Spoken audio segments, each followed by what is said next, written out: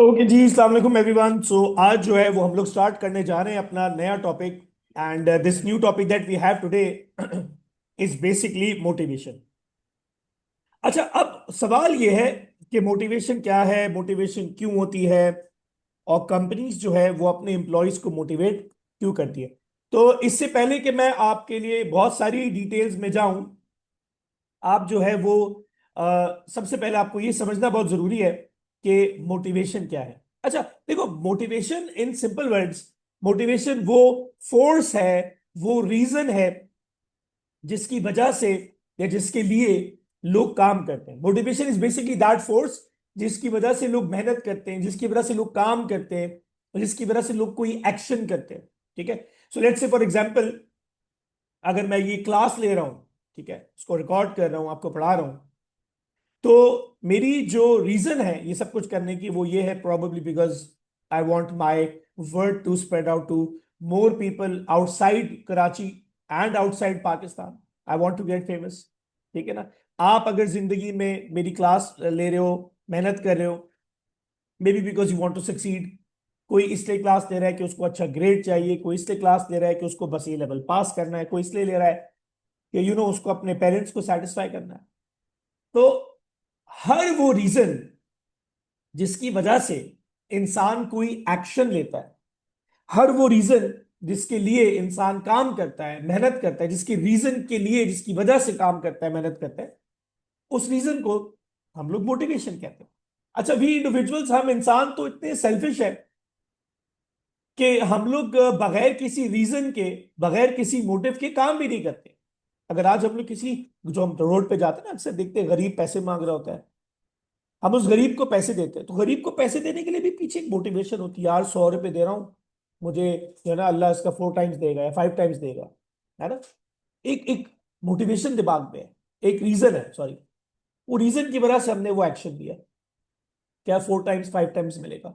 अगर आपको कोई बोल दे कि यार ये जो आपने गरीब को पैसे दिए, इसके बदले आपको कुछ नहीं मिलेगा, आप भाग के जाओगे, गरीब से पैसे छीन लोगे कि लाओ मेरे पैसे मुझे वापस करो। सो पॉइंट ये है कि इंसान हर एक्शन जो लेता है, उस एक्शन के पीछे कोई ना कोई रीजन होता है, और वो रीजन जो है वो मोटिवेशन कहलाता है। आई रिपीट, इंसान जो एक्शन लेता है, उसके हर एक्शन के पीछे कोई ना कोई रीजन होता है, और वो जो रीजन है वो मोटिवेशन कहलाता है। सिंपल सी बात है। अब पॉइंट ये है कि अगर एग्जाम में मोटिवेशन का क्वेश्चन आएगा, ठीक है ना, अगर एग्जामिनर आपसे पूछेगा कि यार बताओ मोटिवेशन क्या है, तो आप जनरल डेफिनेशन देके काम नहीं चला सकते। मेरी बात समझ रहे हैं आप? अगर आपके पास एग्जाम में क्वेश्चन आएगा और एग्जामिनर आपसे पूछता है कि यार बताओ मोटिवेशन क्या है, तो आप एक जनरल डेफिनेशन देके गुजारा नहीं कर सकते। आपको क्या करना होगा? अगर एग्जामिनर मोटिवेशन का सवाल पूछ रहा है, तो आपको उस मोटिवेशन की डेफिनेशन को इंप्लॉइज के साथ कनेक्ट करना होगा। किससे कनेक्ट करना होगा? इंप्लॉइज के साथ कनेक्ट करना होगा। तो अगर एग्जामिनर आपसे सवाल पूछ रहा है कि व्हाट इज मोटिवेशन, तो मैंने आपको क्या बताया, मोटिवेशन वो रीजन है जिसके लिए, जिसकी वजह से इंसान काम करता है। तो अब इसी मोटिवेशन को आप इंप्लॉइज से कनेक्ट कर देना। व्हाट इज मोट, एग्जामिनर ने पूछा as a 2 mark definition, what is motivation, तो आप बताओगे motivation is that force that enables workers to perform hard या work hard or improve their performance, or it is that reason due to which workers come out to work. अगर मैं इसको और simple कर दूं आपको, टू एज 2 मार्क, तो motivation is that reason due to which employees come out to work. ठीक है ना। मोटिवेशन वो रीजन है जिसकी वजह से employees come out to work, they come for work. एक, due to which employees come out to work, and this is that reason due to which employees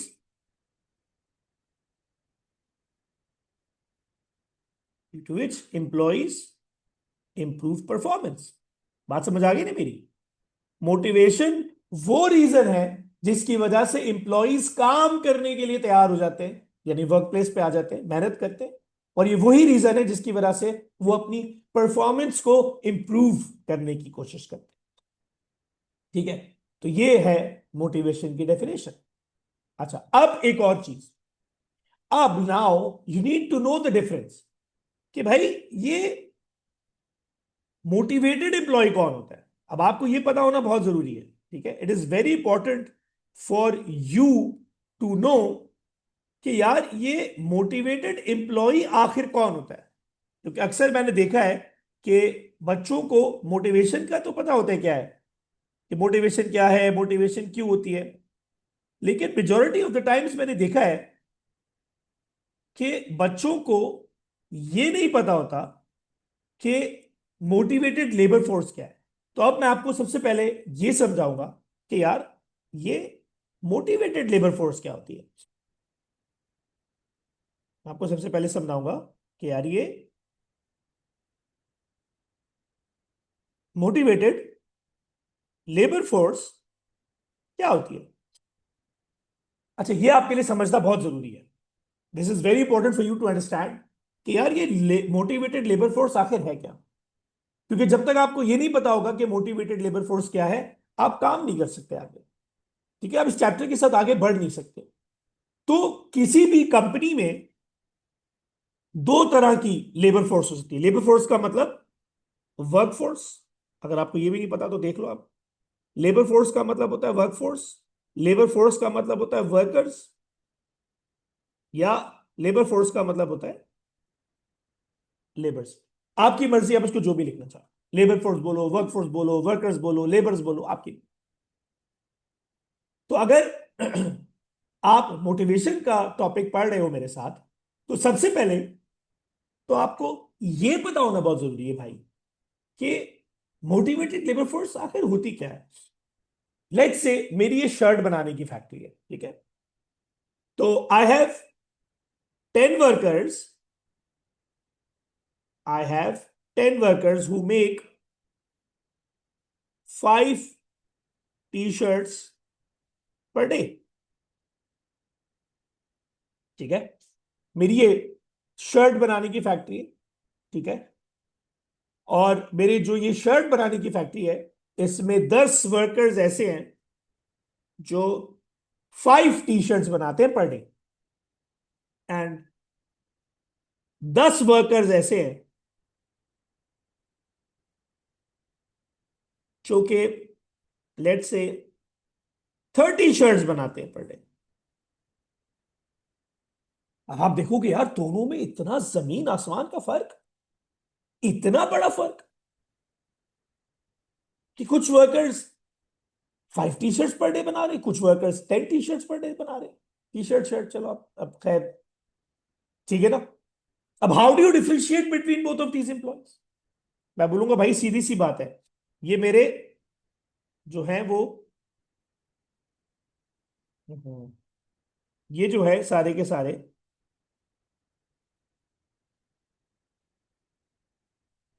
average performers है,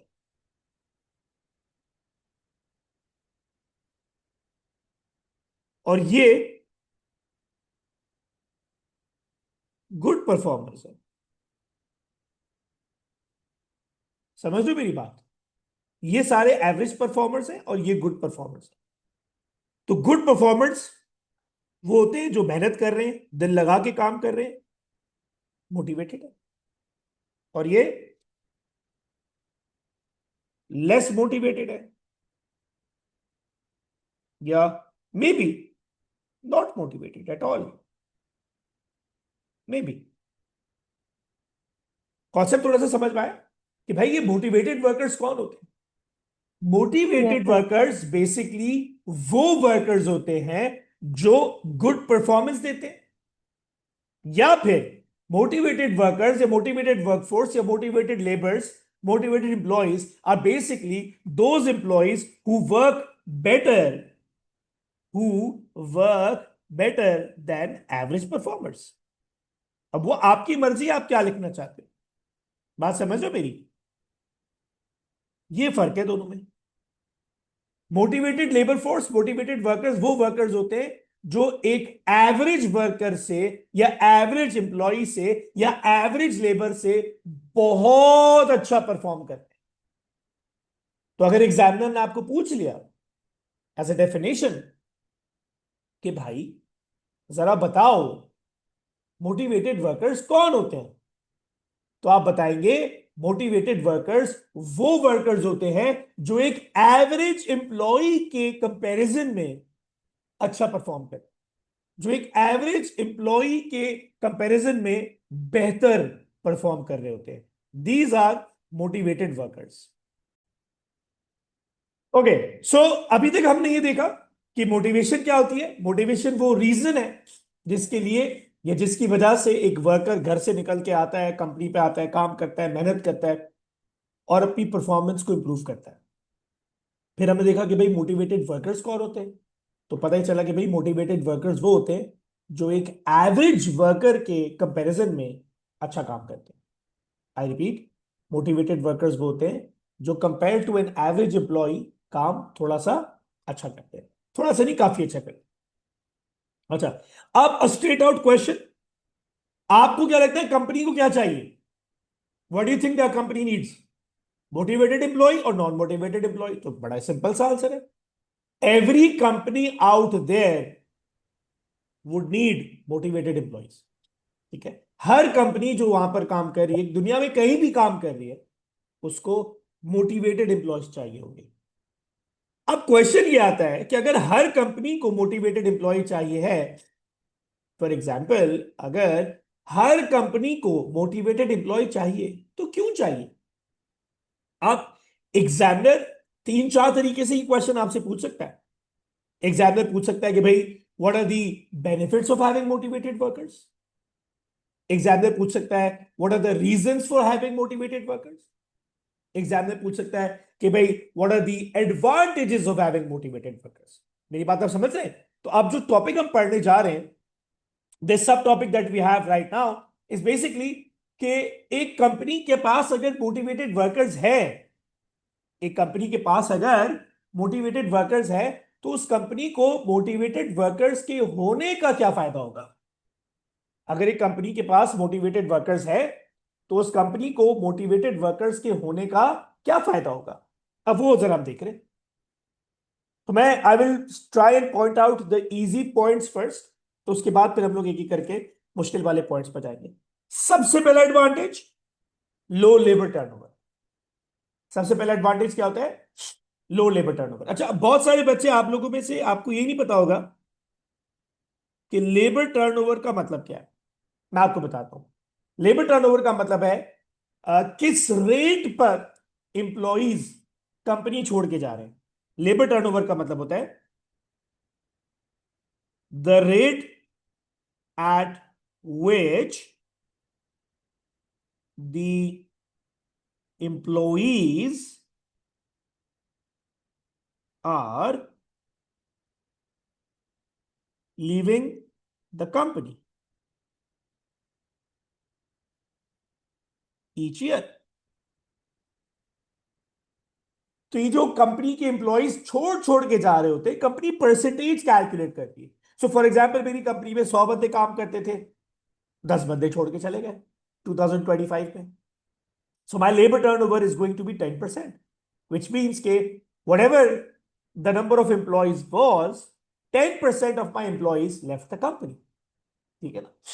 अब क्वेश्चन ये नहीं है कि लेबर टर्नओवर क्या होता है, क्वेश्चन ये कह रहा है कि भाई अगर किसी कंपनी के पास मोटिवेटेड लेबर फोर्स है, मोटिवेटेड वर्कर्स है, तो उसको क्या फायदा होगा? तो भाई सीधी बात यह कि अगर कंपनी के एम्प्लॉयज मोटिवेटेड है तो वो कम छोड़ के जाएंगे, लेबर टर्नओवर गिर जाएगा। देखो, मैंने ये नहीं बोला कि लेबर टर्नओवर जीरो हो जाएगा, ऐसा तो पॉसिबल ही नहीं है ना कि इंसान आपकी कंपनी में कभी कभी कंपनी को छोड़ के नहीं जाए।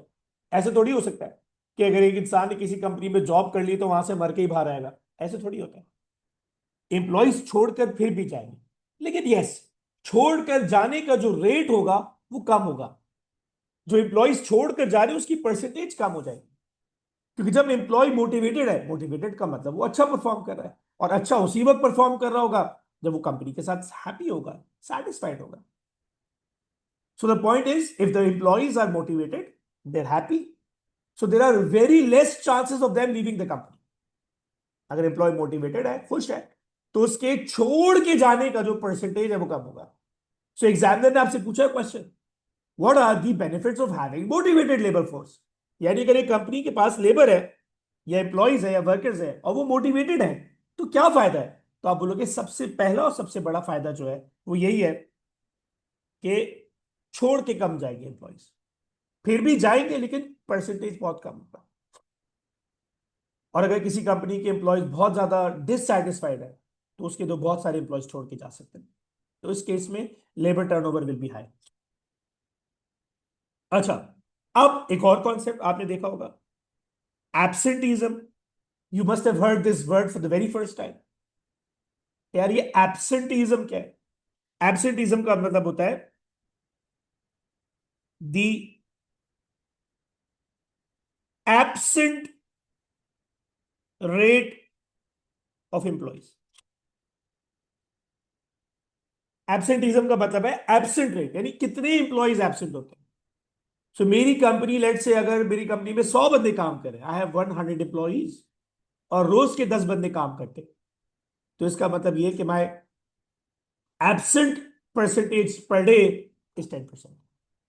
माई absent percentage per day is 10%।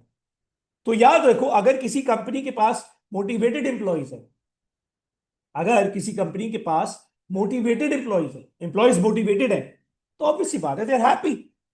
Why do you think they are motivated? Because they are happy, they are satisfied. तो अगर एम्प्लॉय वर्कर हैप्पी है, सेटिस्फाइड है, एम्प्लॉयज और वर्कर्स अगर हैप्पी है और सेटिस्फाइड है, तो वो छुट्टियां कम करेंगे। ऐसा नहीं कि करेंगे नहीं, कर तो फिर भी सकते हैं लेकिन कम करेंगे। बिकॉज देखो, अगर मैं एक काम करता हूं, for example I am a person who loves to talk to people, interact with people, make new friends, ठीक है, I am good at marketing, I am good at sales. अगर आप मुझे उठा के फाइनेंस में डाल दोगे और आप बोलोगे sir play around with numbers, I am bad with numbers, मेरा रोज आने का दिल ही नहीं करेगा। मैं छुट्टी मारूंगा, यार आज दिल नहीं कर रहा जाने का, आज दिल नहीं कर रहा जाने का। तो मेरा दिल ही नहीं करेगा जाने का, मैं छुट्टी करूंगा। और जिस दिन बीमार हूंगा उस दिन भी छुट्टी करूंगा। लेकिन अगर मैं मार्केटिंग कर रहा हूं, something that I love, making scripts and videos and concepts, etcetera etcetera etcetera, तो अगर मैं मार्केटिंग कर रहा हूं, तो that is something that I love doing. तो ऐसे केस में जो चीज मुझे पसंद है, मैं बीमार हूंगा तो छुट्टी करूंगा, यस, लेकिन वैसे छुट्टी नहीं करूंगा, बेफिजूल की छुट्टी नहीं करूंगा। क्योंकि मुझे पता है ये चीज जो मैं कर रहा हूं मुझे इसमें मजा आता है, तो मैं बेफिजूल की छुट्टी नहीं करूंगा। ठीक है जी। Okay ji, moving on. अब और क्या फायदा है? देखो, अगर एम्प्लॉयज मोटिवेटेड होंगे, they are happy with the company, तो वो जो एम्प्लॉयज होंगे वो मैनेजर्स को, ओनर्स को नए नए आइडियाज देंगे। वो मैनेजर को और ओनर्स को नए नए मेथड्स बताएंगे कंपनी को इम्प्रूव करने के लिए, कंपनी के लिए। जैसे फॉर एग्जांपल, अगर मेरी शर्ट बनाने की फैक्ट्री है ना, सिंपल सी बात करते हैं, मेरी शर्ट बनाने की फैक्ट्री है, मेरे वर्कर्स जो है वो मोटिवेटेड है, और मैं एज ओनर काम कर रहा हूँ, तो वर्कर्स क्या करेंगे, मेरे पास आएंगे और मुझे आइडियाज देंगे, सर आप शर्ट को ऐसे नहीं ऐसे बनाएं, आप इसकी क्वालिटी को ऐसे चेंज कर ले, कस्टमर को ये कलर नहीं ये कलर पसंद आएगा, आप ऐसा डिजाइन नहीं ऐसा डिजाइन बनाएं, कस्टमर्स को ज्यादा पसंद आएगा। So the point is when employees are motivated, they try and contribute to the wellbeing of the company. बात समझ आ रही मेरी? जब वर्कर्स मोटिवेटेड होंगे, तो वो कंपनी की वेलबींग में कंट्रीब्यूट करेंगे, कंपनी की वेलबींग के अंदर। और ओनर को, मैनेजर को, डायरेक्टर को नए नए मेथड्स बताएंगे कि ऐसे नहीं ऐसे करो, ऐसे नहीं ऐसे करो, ताकि कंपनी इंप्रूव हो सके। क्योंकि देखो, हर इंसान की लिमिटेशन होती है, हर इंसान की लिमिटेशन होती है। No one can be perfect. अगर मैं कंपनी चला रहा हूं, being the owner, it is impossible कि मुझे हर चीज का पता हो, पॉसिबल नहीं है। Being owner, I may be at a good position, at a stronger position to understand things better, yes. But अगर मैं ये अज्यूम करूं कि मुझे सब पता है, तो पॉसिबल नहीं है। तो कहीं ना कहीं एम्प्लॉयज का, लेबर का कंट्रीब्यूशन रहता है इन improving the company performance. You can't deny this. Labour, employees, manager को, ओनर को, डायरेक्टर्स को जब बताते रहेंगे ना कि कैसे करना है, क्या करना है, किस तरह से चीजों को करना है, कंपनी इंप्रूव होगी। Owner himself can not do everything, ये पॉसिबल नहीं है। इवन अगर मैं पाकिस्तान की बात करूं, पॉलिटिकल सिचुएशन पाकिस्तान की, यू मे अग्री और डिसएग्री विद इमरान खान, ठीक है ना, बट इमरान खान का एक बहुत बड़ा प्रॉब्लम ये था कि the people working under Imran Khan never wanted Pakistan to be fixed. Imran Khan का क्या विजन था उस चीज में हम जा नहीं रहे, वो we not getting into politics, but एक सिंपल चीज समझा रहा हूं कि people working under Imran Khan पर करप्ट। तो जब तक वो ठीक नहीं हुए, गवर्नमेंट ठीक ही नहीं हो पाई। कंपनी के साथ भी है ये कि ओनर जितना ही अच्छा हो, जब तक वर्कर और लेबर मोटिवेटेड नहीं होंगे ना, काम नहीं हो सकता, कंपनी इंप्रूव नहीं हो सकती, कंपनी सक्सेसफुल नहीं हो सकती। सो अनदर एडवांटेज वो ये है कि अगर कंपनी के एम्प्लॉइज मोटिवेटेड हैं तो they will definitely contribute to the wellbeing and success of the company.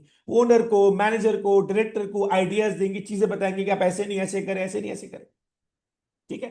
तो ये जो है एक और एडवांटेज है। अच्छा, now coming down to one of the biggest advantages, और ये जो एडवांटेज मैं आपको भी कराने जा रहा हूं, ठीक है, ये जो अभी आपको मैं एडवांटेज कराने जा रहा हूं, ये एडवांटेज बहुत ज्यादा इंपॉर्टेंट है, ये आपको समझना पड़ेगा ये वाला एडवांटेज। अच्छा, अब एक और जो एडवांटेज होता है हमारे पास मोटिवेटेड वर्कफोर्स का, वो होता है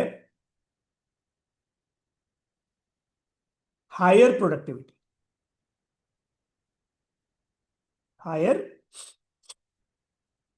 प्रोडक्टिविटी, अगर किसी भी कंपनी के पास लेबर या एम्प्लॉइज या वर्कर्स मोटिवेटेड हैं अगर, तो इट इज ऑब्वियस कि उस कंपनी की जो लेबर प्रोडक्टिविटी है वो ज्यादा होगी। अब the very first question that you will ask me is कि सर, ये हायर प्रोडक्टिविटी का क्या मतलब होता है। सबसे पहले तो आपको यह समझना होगा कि यार ये हायर प्रोडक्टिविटी का एक्चुअल में मतलब क्या है, ठीक है जी। मैं सबसे पहले आपको ये बताऊंगा कि हायर प्रोडक्टिविटी का मतलब क्या है।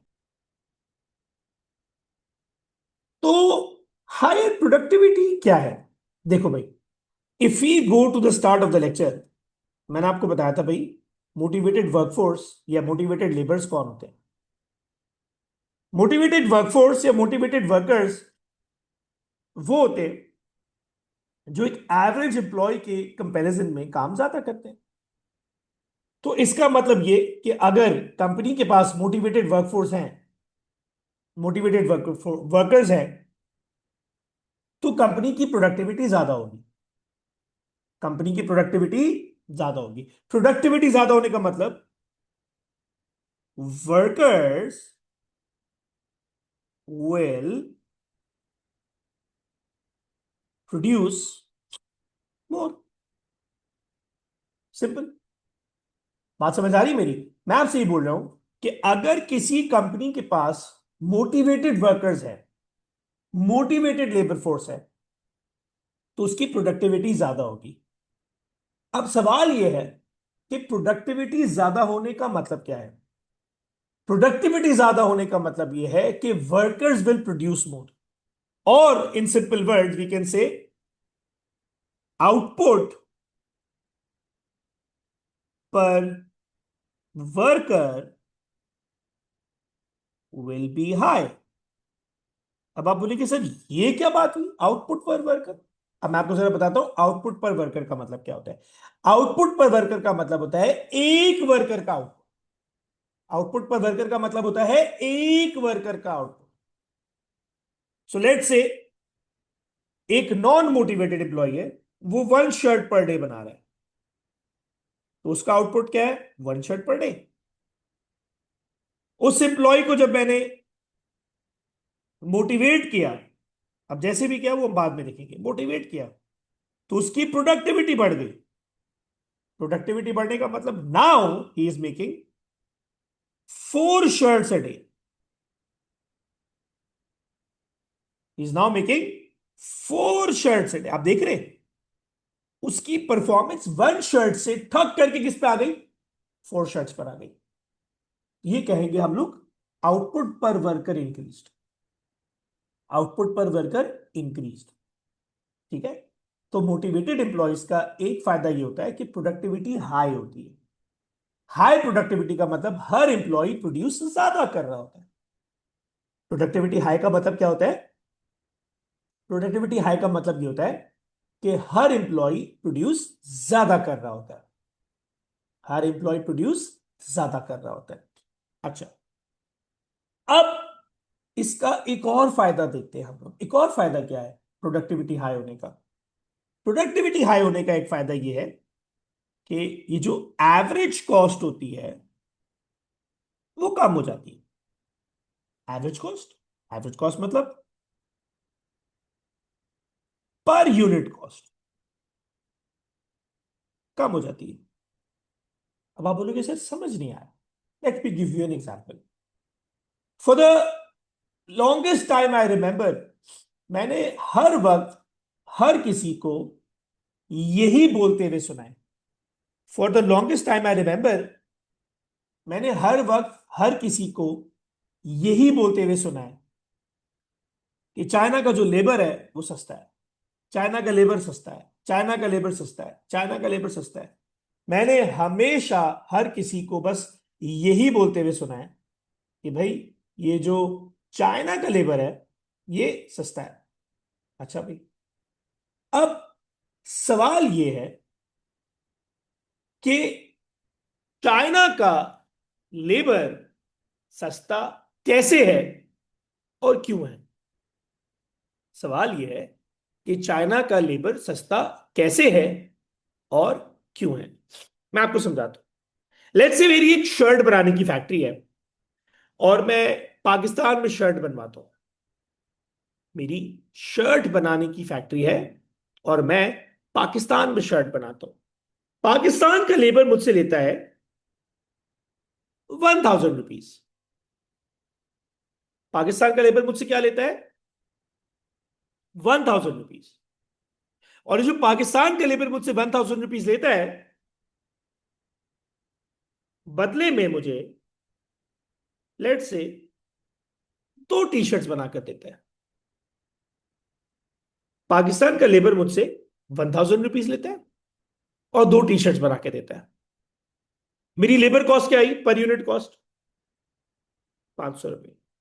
ये मेरी पर यूनिट कॉस्ट। अच्छा, मैं पर यूनिट कॉस्ट में मैं सिर्फ लेबर की बात कर रहा हूं यहाँ पे। I am not talking about all the cost, rent, क्योंकि जब आप प्रोडक्ट बना रहे हो तो rent, electricity, depreciation, marketing, raw material, पता नहीं कौन कौन सी कॉस्टें लग रही होती है। मैं आपको ये कॉन्सेप्ट समझाने के लिए I am only referring to labour cost. तो मेरी चाइना में फैक्ट्री है, चाइना सॉरी मेरी पाकिस्तान में फैक्ट्री है। पाकिस्तान में मैं टी शर्ट बना रहा हूं, ठीक है। और पाकिस्तान में मैं लेबर को देता हूं 1000 रुपए। लेबर 1000 रुपए लेती है और 2 टी शर्ट बनाती है। तो मुझे एक टी शर्ट बनाने पे 500 रुपए की लेबर कॉस्ट है। अब मैंने हमेशा किससे क्या सुना है लोगों को बोलते हुए? चाइना का लेबर सस्ता है, चाइना का लेबर सस्ता है। सब बकवास है। चाइना का लेबर सस्ता नहीं है। चाइना का लेबर पाकिस्तान से महंगा है। नाउ द क्वेश्चन इज कि भाई अगर चाइना का लेबर पाकिस्तान से महंगा है तो पूरी दुनिया के लोग चाइना क्यों जा रहे हैं कंस्ट्रक्शन प्रोडक्शन के लिए? पाकिस्तान क्यों नहीं आते? तो मैंने बोला चलो लेट्स फाइंड आउट। मैं भी गया चाइना। मैंने लेबर से पूछा चाइना में, भाई कितने पैसे लोगे टी शर्ट बनाने के? उसने बोला सर 1500। कितने? 1500। मैंने बोला ये तो अच्छा है यार, मतलब पाकिस्तान में सही था। मैं 1000 रुपये ले रहा था लेबर। मैंने बोला अच्छा ठीक है, 1500 लोगे दिए।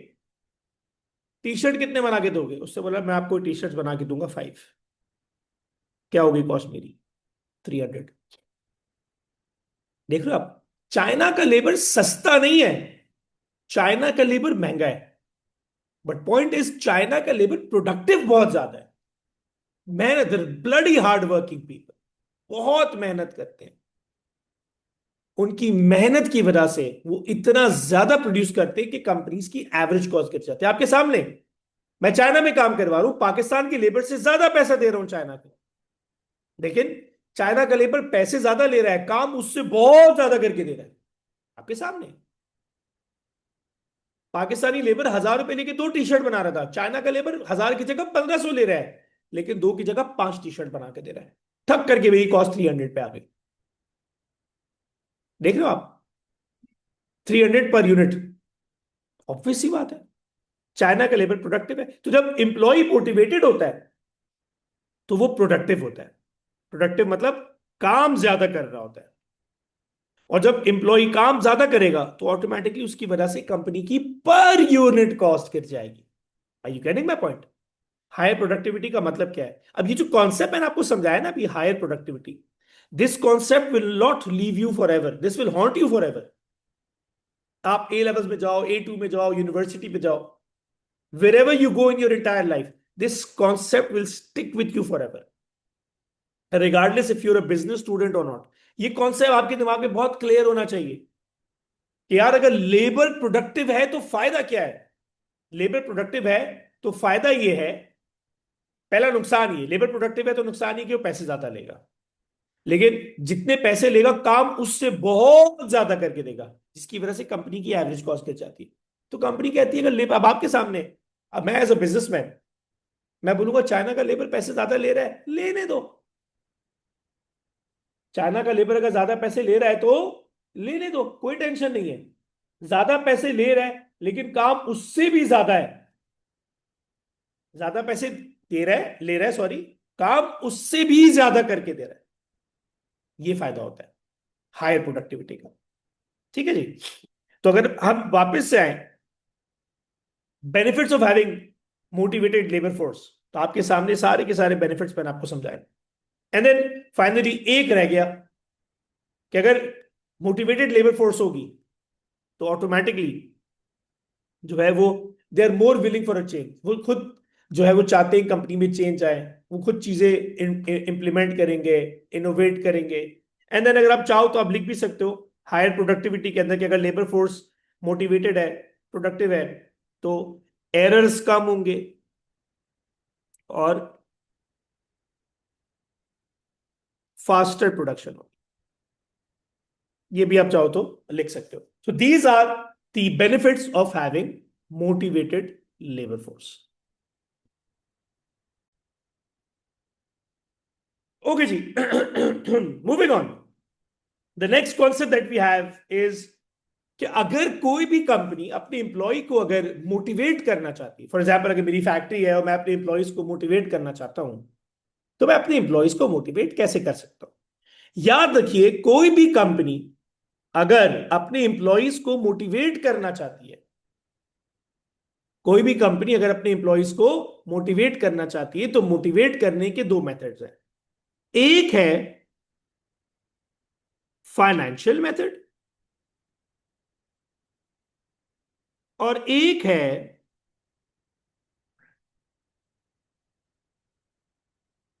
Non financial method. I repeat, कोई भी कंपनी अगर अपने एम्प्लॉयज को मोटिवेट करना चाहती है तो वो दो मेथड्स यूज कर सकती है, एक फाइनेंशियल मेथड, दूसरा नॉन फाइनेंशियल मेथड। अभी की क्लास में हम लोग फाइनेंशियल मेथड्स डिस्कस करेंगे। Now the question is, financial methods क्या है? फाइनेंशियल मेथड्स वो मेथड्स होते हैं जिनको यूज करके कंपनी इंप्लॉय को ज्यादा परफॉर्म करने के लिए पैसे देती है। I repeat, financial methods are those methods where company directly pays the employee to motivate them. यानी जब कंपनी अगर एम्प्लॉय को डायरेक्टली पैसा देकर मोटिवेट करे, that is financial method of motivation. I repeat, company अगर एम्प्लॉय को डायरेक्टली पैसा देकर मोटिवेट करे, दैट इज फाइनेंशियल मोटिवेशन। अच्छा जी। सो whenever a company directly pays the employee to motivate them, that process is called as financial motivation. अब अगर company अपने employ को फाइनेंशियली मोटिवेट करना चाह रही है तो उसको भी मेथड्स हैं अलग अलग। पहला मेथड सैलरी। पहला मेथड क्या है? सैलरी। अच्छा, सैलरी के बारे में आपको पता होना जरूरी है। सैलरी फर्स्ट ऑफ ऑल वो अमाउंट होती है जो मंथली मिलती है। सैलरी वो अमाउंट होती है जो मंथली मिलती है, मंथ के एंड में मिलती है। So that amount that the employee gets against the work done at the end of the month. यानी वो पैसे जो एम्प्लॉय को काम करने के लिए मिल रहे हैं महीने के आखिर में, दैट इज सैलरी। अच्छा, दूसरी चीज याद रखो, जिनको सैलरी मिलती है उनको हम लोग एम्प्लॉय कहते हैं, जैसे गार्ड, ड्राइवर, चौकीदार, इनको हम लोग एम्प्लॉय कहते हैं। थर्ड, सैलरी कंपनी की फिक्स कॉस्ट होती है, काम करवाओ ना करवाओ पैसे देने। अब आपके घर में ड्राइवर काम करता है, उसकी 50,000 सैलरी है, आप 10 दिन के लिए वेकेशन पे चले गए, 10 दिन बाद आप वापस आए, आप ड्राइवर को ये थोड़ी बोलोगे कि मैं 10 दिन वेकेशन पे था, मैं तुमको 10 दिन की सैलरी नहीं दूंगा। ड्राइवर बोलेगा पागल हो गया, मैं आपके पास सैलरी पे काम करता हूं, मंथ के लिए हूं, काम हो ना हो, कम हो ज्यादा हो, यू आर बाउंड टू पे me the entire month, this is salary. तो वो पैसे जो काम हो या ना हो, कम हो ज्यादा हो, देने ही देने हैं, वो आपको पता है, आपको हमने शुरू में पता भी है, पढ़ा भी है, fixed cost. Then wages. Wages याद रखो, कुछ कंट्रीज में डेली मिलती है, कंट्रीज लाइक पाकिस्तान, कुछ कंट्रीज में वीकली मिलती है। ठीक है, कहीं कहीं डेली, कहीं कहीं वीकली मिलती है। यहां पर वीकली इसलिए लिखा हुआ है क्योंकि this book is not made according to the laws of Pakistan. Pakistan में जो है वो वेज डेली दी जाती है। खैर, जिसको वेज देते हैं हम लोग, उसको हम लोग लेबर बोलते हैं। क्या बोलते हैं? लेबर। जिसको वेज देते हैं उसको लेबर बोलते हैं, उसको एम्प्लॉय नहीं बोलते हैं। And wages are your variable cost. काम होगा तो दोगे, काम नहीं होगा नहीं दोगे, सीधी सी बात है। अब मेरे घर में लेट्स से ये इस ऑफिस की बात करता हूं, पेंट कराना है मुझे, 3 दिन का काम है, वर्कर आएगा, 3 दिन के पैसे लेगा, पेंट करेगा, चला जाएगा। ये थोड़ी कि मैं उसको 3 दिन के लिए पेंट करा रहा हूं, पूरे महीने के पैसे दूंगा, नहीं। जितना काम है उतने ही पैसे दूंगा, वेजेस। जितना काम है उतने पैसे दूंगा, वेजेस। बात समझ आ रही है आपको मेरी?